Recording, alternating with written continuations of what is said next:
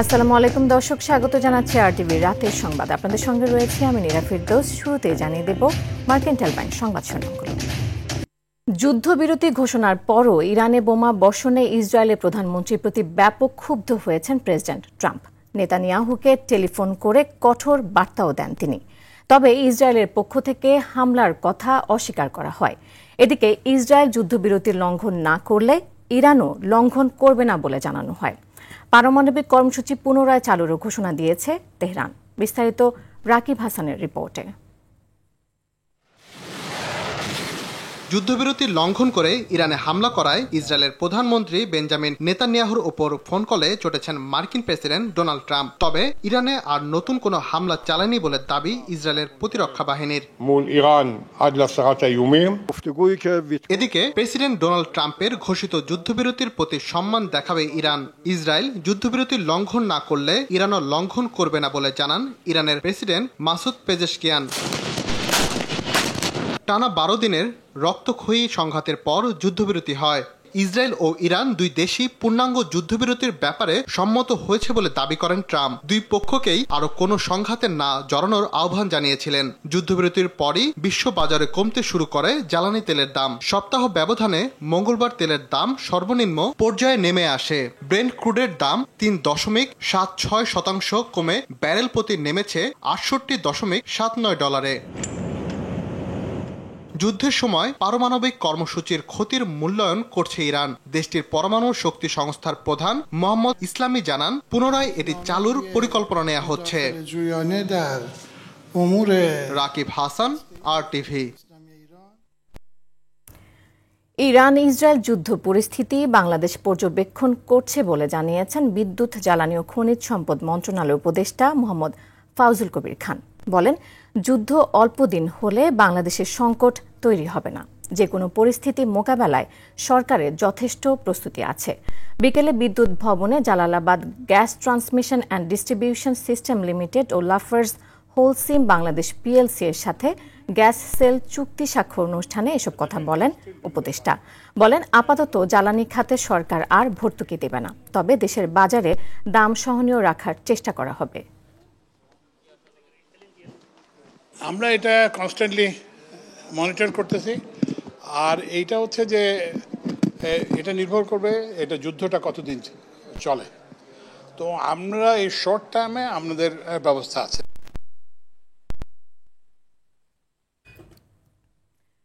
বাংলাদেশে একটি অবাধ ও সুষ্ঠু নির্বাচন দেখতে চায় চীন। নতুন সরকারের সঙ্গে কাজ করতে অধীর আগ্রহে অপেক্ষা করছে তারা, এমনটি জানিয়েছেন বিএনপি মহাসচিব মির্জা ফখরুল ইসলাম আলমগীর। দলের ভাইস চেয়ারম্যান আব্দুল আউয়াল মিন্টুর অভিযোগ, দেশে পরিকল্পিতভাবে মব জাস্টিস করা হচ্ছে।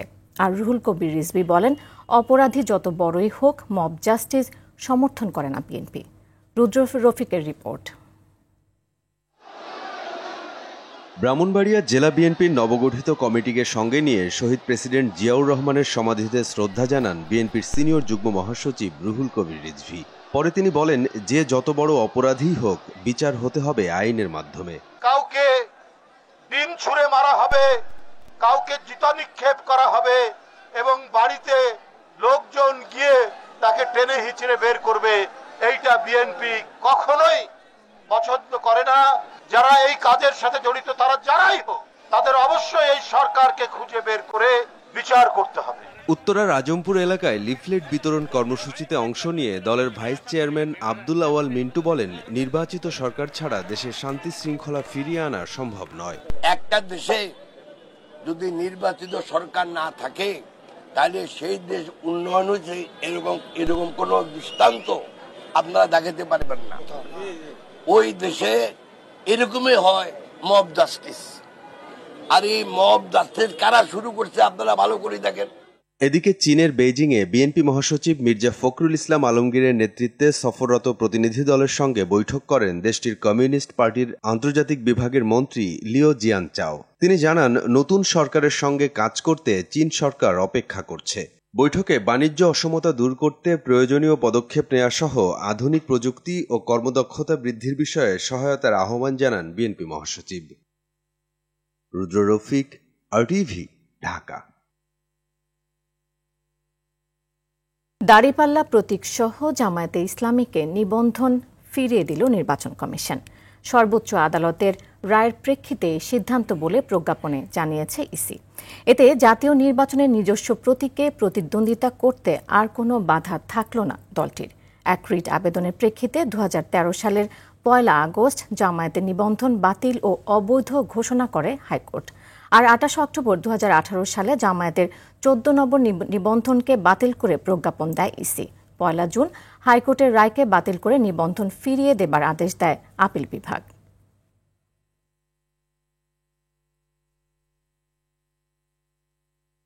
নিবন্ধন প্রতীক ফিরে পাওয়ায় নির্বাচন প্রক্রিয়ায় আরও এক ধাপ এগিয়েছে জামায়াতে ইসলাম, এমন মন্তব্য করেছেন জামায়াতে ইসলামের সেক্রেটারি জেনারেল মিয়া গোলাম পরওয়ার।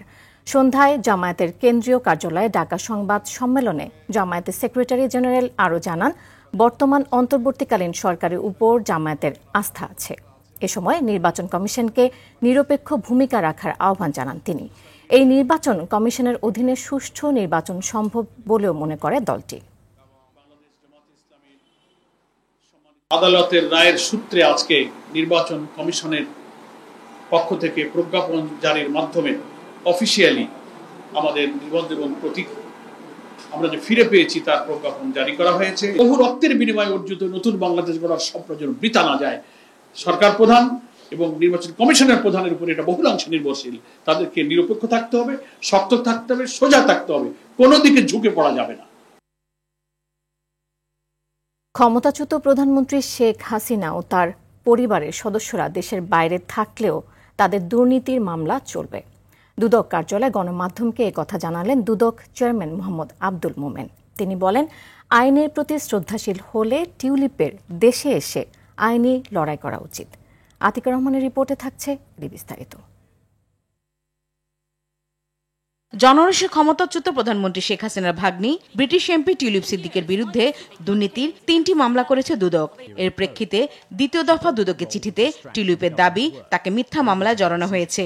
এজন্য প্রধান উপদেষ্টা ডক্টর মোহাম্মদ ইউনুস ও দুদককে দোষারোপ করেন টিউলিপ। এ প্রসঙ্গে দুদক চেয়ারম্যান বলেন, সুনির্দিষ্ট তথ্য প্রমাণের ভিত্তিতে মামলা হয়েছে। টিউলিপ সিদ্দিক আমাদের কাছে তিনি বাংলাদেশের একজন নাগরিক, অভিযুক্ত যিনি, তার দায়িত্ব হচ্ছে এসে হাজির হয়ে সেটার মোকাবেলা করা। টিউলিপ সিদ্দিকের ক্ষেত্রেও তাই আমরা একাধিকবার বলেছি যে এটা কোনো রাজনৈতিক মামলা নয়, এটা কোনো উদ্দেশ্য প্রণোদিত মামলা নয়। তিনি এখন জানেন, তিনি গোড়া থেকে জানেন বলেই কিন্তু একটা পর্যায়ে তাকে তার মন্ত্রিত্ব থেকে চলে যেতে হয়েছে। এখন তিনি হয়তো আশঙ্কিত আরো কিছু ঘটে কিনা। দুদক চেয়ারম্যান বলেন, শেখ হাসিনা ও তার পরিবারের সদস্যদের ফিরিয়ে আনতে সরকার চেষ্টা করছে। তারা দেশে না ফিরলেও মামলা চলবে। প্রধানমন্ত্রীর পরিবারের আমাদের মামলাগুলিতে ঠিক একই প্রক্রিয়া এগোবে।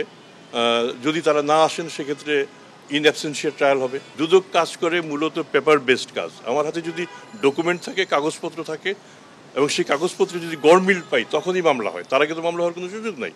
এটা অ্যাবসলিউটলি ডকুমেন্ট বেসড মামলা। 2014, 2018 ও 2024 সালের সংসদ নির্বাচনের অনিয়ম নিয়ে তদন্ত চলছে।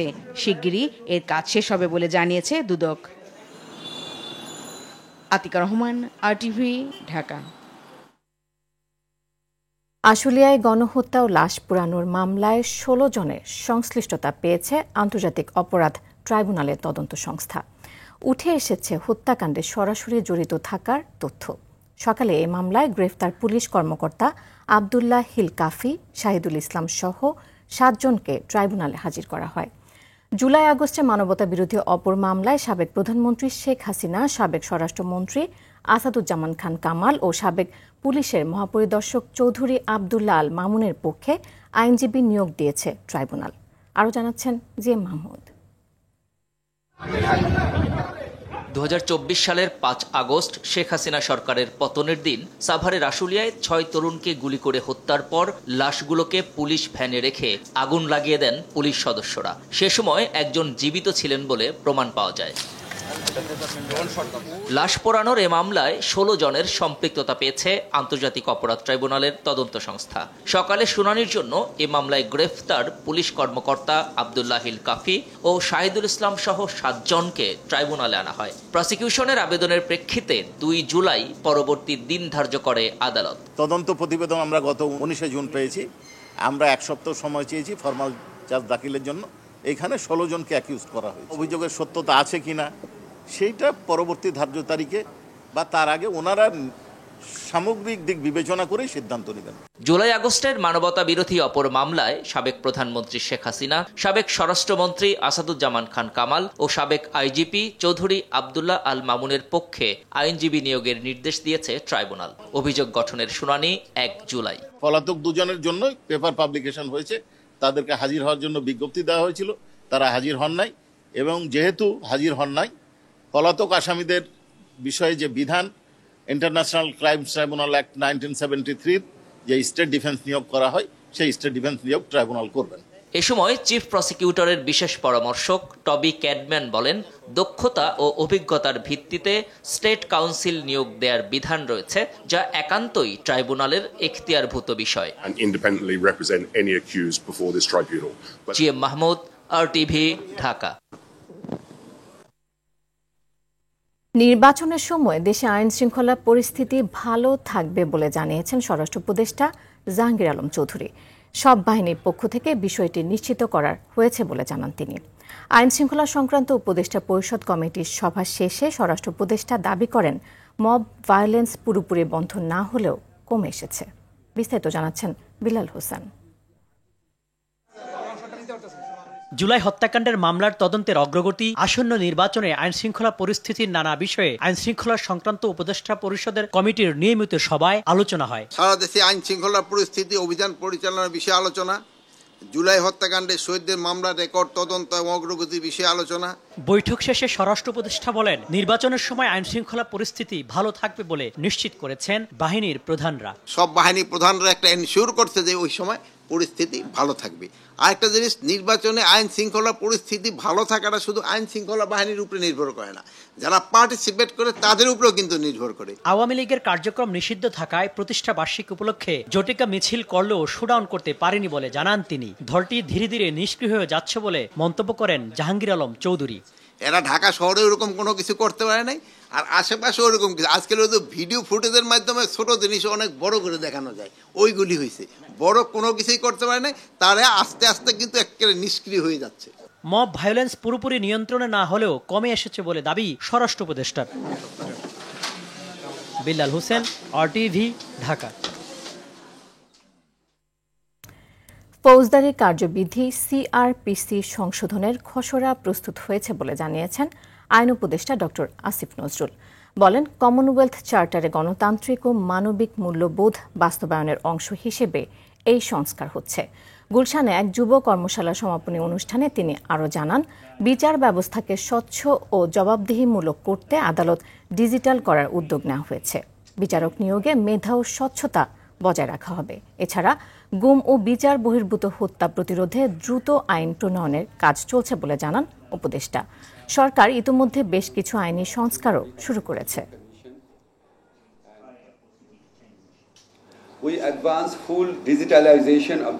বিচার ব্যবস্থাকে স্বচ্ছ ও জবাবদিহিমূলক করতে আদালত ডিজিটাল করার উদ্যোগ নেওয়া হয়েছে। বিচারক নিয়োগে মেধা ও স্বচ্ছতা বজায় রাখা হবে। এছাড়া গুম ও বিচার বহির্ভূত হত্যার প্রতিরোধে দ্রুত আইন প্রণয়নের কাজ শেষ হবে। গণ অভ্যুত্থানের 1 বছর হতে চললেও প্রস্তাবিত সংস্কারের সবকটিতে ঐক্যমত্যে পৌঁছাতে পারেনি ফ্যাসিবাদ বিরোধী রাজনৈতিক দলগুলো। তবে জাতীয় স্বার্থে যে বিষয়গুলোতে একমত হওয়া সম্ভব, জুলাই সনদের মাধ্যমে তা প্রকাশে কারও আপত্তি নেই। যুক্তিতর্ক উপস্থাপনের মাধ্যমে আগামী নির্বাচনে জনগণের আস্থা অর্জনে ঐক্যমত্যে ভূমিকা রাখতে চায় রাজনৈতিক দলগুলো। আরও জানাচ্ছেন জাহিদ রহমান। ছাত্র জনতার তীব্র আন্দোলনের পর 2024 সালের 5 আগস্ট আওয়ামী লীগ সরকারের পতন ঘটে। এরপর নোবেলজয়ী ডক্টর মোহাম্মদ ইউনূসের নেতৃত্বে গঠিত হয় অন্তর্বর্তী সরকার। জনগণের প্রবল প্রত্যাশার মুখে রাষ্ট্র সংস্কারের লক্ষ্যে 11টি সংস্কার কমিশন গঠন করা হয়। জাতি এবং রাষ্ট্রের স্বার্থে বেশিরভাগ বিষয়ে একমতে পৌঁছতে পারলেও সংবিধান সংস্কার সহ বেশ কিছু গুরুত্বপূর্ণ বিষয়ে রাজনৈতিক দলগুলোর দ্বিমত এখন স্পষ্ট। জুলাই সনদ প্রণয়ন করা হোক, যেখানে এই গণ অভ্যুত্থানের মূল লক্ষ্যসমূহ সুনির্দিষ্ট থাকবে এবং সেগুলো অর্জন করার জন্য পথ নির্দেশ করা থাকবে। এখন কেবল বড় বড় কথা বলে কোনো সংস্কার জনগণের উপরে চাপিয়ে দিলে এটা তো জনগণ কাছে গ্রহণযোগ্য হবে না এবং জনগণের নির্বাচিত সরকারের কাছে গ্রহণযোগ্য হবে না। অনেকগুলো বিষয় আছে যেগুলো বাস্তবতেই বিরোধ থাকতে পারে, সেই বিরোধগুলো এখন সারফেস হয়েছে, আগেও ছিল কিন্তু আগে এটা সারফেসে আসেনি, এখন এটা সারফেসে আসবে। আমি একটু ভয় পাচ্ছি যে আলোচনার জন্য সময় খুব কম হয়ে যাচ্ছে, সময় নিয়ে আলোচনা করলে এটাও হয়তো নিষ্পত্তি হতে হতো। বাস্তবতার বাইরে গিয়ে সংস্কার চাপিয়ে দেওয়া যেমন যৌক্তিক নয়, ঠিক তেমনি জনগণের ম্যান্ডেট নিয়ে আগামীতে সংস্কার প্রক্রিয়া চালিয়ে যেতে চায় রাজনৈতিক দলগুলো। এনসিসি এরকম একটা বডিতে থাকতে হবে, নাহলে প্রধানমন্ত্রীকে ইচ্ছা মতো সব কনস্টিটিউশন বডির হেডকে করবেন নাকি, নিয়োগ দেবেন নাকি, তা তো পারেন না, হওয়া উচিত তাই। এইটাতেও একটা অ্যাডজাস্টমেন্টের ব্যাপার আলোচনার মধ্যে দিয়ে হয়তো আসবে। সবশেষে বলবো যে এইটা অত বেশি চিন্তিত নেই, কারণ প্রফেসর তো বলছেন যে যতদূর ঐক্যমত হবে ততদূর আমি করবো, যেটা হবে না সেটা পরের জন্য রেখে দেবো, তাই করতে হবে। জনগণও কনফিউজড, রাজনীতি যে আমরা যারা করি আমরাও কনফিউজড, অনেক অনাবশ্যক বিষয় নিয়ে সময় ক্ষেপণ করা হচ্ছে যার কোনো প্রয়োজন নেই।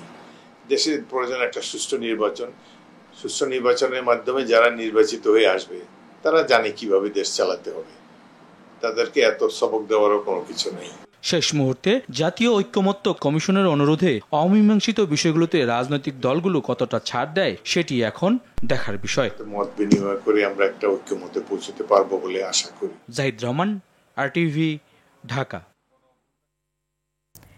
গত 24 ঘন্টায় সারা দেশে ডেঙ্গুতে আক্রান্ত হয়েছে 394 জন। এটি এবছরে একদিনে সর্বোচ্চ রোগী। বরিশাল বিভাগে সর্বোচ্চ 157 জন আক্রান্ত হয়েছে। এই বিভাগে হটস্পট বরগুনায় ডেঙ্গুতে নতুন করে আরও 93 জন আক্রান্ত হয়েছে। এ নিয়ে জেলায় মোট আক্রান্তের সংখ্যা দাঁড়িয়েছে 2495 জনে। এছাড়া ডেঙ্গুতে আক্রান্ত হয়ে এখনো পর্যন্ত মারা গেছে 22 জন। স্বাস্থ্য বিভাগ সূত্রে এ তথ্য নিশ্চিত করা হয়েছে। নতুন আক্রান্তদের মধ্যে বরগুনা সদর উপজেলায় 80 জন, বেতাগী উপজেলায় 2 জন, আমতলী উপজেলায় 1 জন, বামনা উপজেলায় 6 জন এবং পাথরঘাটা উপজেলায় আক্রান্ত হয়েছে 4 জন। রোহিঙ্গাদের পানির সংকট ও অবকাঠামো সমস্যা সমাধানে নতুন প্রকল্প নিয়েছে সরকার, যাতে ব্যয় হবে প্রায় 650 কোটি টাকা। এর মধ্যে 232 কোটি টাকা ঋণ দেবে এশীয় উন্নয়ন ব্যাংক, আর বাকিটা আসবে অনুদান থেকে। জাতীয় অর্থনৈতিক পরিষদের নির্বাহী কমিটি একনেকের সভায় অনুমোদন করা হয়েছে এ প্রকল্প। সকালে প্রধান উপদেষ্টার সভাপতিত্বে এনইসি মিলনায়তনে একনেকের বৈঠক অনুষ্ঠিত হয়। সেখানে রোহিঙ্গাদের জন্য নতুন প্রকল্প সহ মোট 15টি প্রকল্প অনুমোদন করা হয়, যার ব্যয় ধরা হয়েছে 6,868 কোটি টাকা। বিভাগীয় শহরগুলোর মাদক নিরাময় কেন্দ্র নির্মাণ সহ বেশ কয়েকটি জনহিতকর প্রকল্প রয়েছে এ তালিকায়। বাংলাদেশে হাইসেন্স স্যামসাং মোবাইল ও ইলেকট্রনিক্স পণ্য প্রস্তুতকারী প্রতিষ্ঠান fair electronics green factory award 2025 অর্জন করেছে। নরসিংদীর শিবপুরে অবস্থিত তাদের কারখানায় পরিবেশ বান্ধব প্রযুক্তি, জ্বালানি সাশ্রয়ী ব্যবস্থা ও কর্মীদের প্রশিক্ষণের মাধ্যমে টেকসই উৎপাদন নিশ্চিত করা হয়। আন্তর্জাতিক মানসম্মত এই কারখানা পরিবেশগত ঝুঁকি কমিয়ে বৈশ্বিক ব্র্যান্ডের উৎপাদনে গুরুত্বপূর্ণ ভূমিকা রাখছে। এই স্বীকৃতি তাদের পরিবেশ ও শিল্প ব্যবস্থাপনায় দায়বদ্ধতার প্রতিফলন। Square toiletries limited green factory award 2025 অর্জন করেছে, যা তাদের পরিবেশ বান্ধব ও টেকসই শিল্প চর্চার গুরুত্বপূর্ণ স্বীকৃতি। বাংলাদেশ সরকার শ্রম ও কর্মসংস্থান মন্ত্রণালয়ের উদ্যোগে 16টি ক্যাটাগরিতে 30টি প্রতিষ্ঠানকে এই অ্যাওয়ার্ড দেওয়া হয়। নিরাপদ কর্মপরিবেশ, নারী কর্মীদের জন্য বিশেষ সুবিধা এবং কর্মীদের কল্যাণে বিভিন্ন উদ্যোগের মাধ্যমে প্রতিষ্ঠানটি সামাজিক দায়বদ্ধতার অনন্য দৃষ্টান্ত স্থাপন করেছে। প্লাস্টিক ব্যবহার হ্রাস, সৌরশক্তি, বৃষ্টির পানি সংরক্ষণ সহ দূষণমুক্ত উৎপাদন ব্যবস্থার মাধ্যমে স্কয়ার টয়লেট্রিজ একটি সবুজ ও টেকসই ভবিষ্যৎ গঠনে প্রতিশ্রুতিবদ্ধ। এএফসি নারী এশিয়া কাপ বাছাই পর্বের ম্যাচ খেলতে আজ রাতে মিয়ানমার যাচ্ছে বাংলাদেশ দল। দুপুরে বাফুফেতে দলের প্রস্তুতি ও শক্তিমত্তা নিয়ে বিস্তারিত জানায় বাফুফে। আফিদা খাতুনকে অধিনায়ক করে ঘোষণা করা হয় 23 সদস্যের দল। এবারে বাছাই পর্বে সি গ্রুপের শক্তিশালী তুর্কমেনিস্তান, বাহরাইন, মিয়ানমারের বিপক্ষে খেলবে বাংলাদেশ। দীর্ঘদিনের প্রস্তুতিতে দারুণ ফর্মে আছে নারী ফুটবলাররা।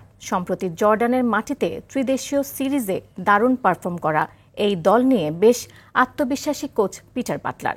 29 জন বাহরাইনের বিপক্ষে হবে বাংলাদেশের প্রথম ম্যাচ। 2 জুলাই মিয়ানমার ও 5 জুলাই তুর্কমেনিস্তানের বিপক্ষে মাঠে নামবে আফিদা খাতুনের দল। দর্শক, রাতের সংবাদ এ পর্যন্তই। মধ্যরাতের সংবাদ 1টায় দেখার আমন্ত্রণ রইল। এতক্ষণ সাথে থাকার জন্য ধন্যবাদ সবাই।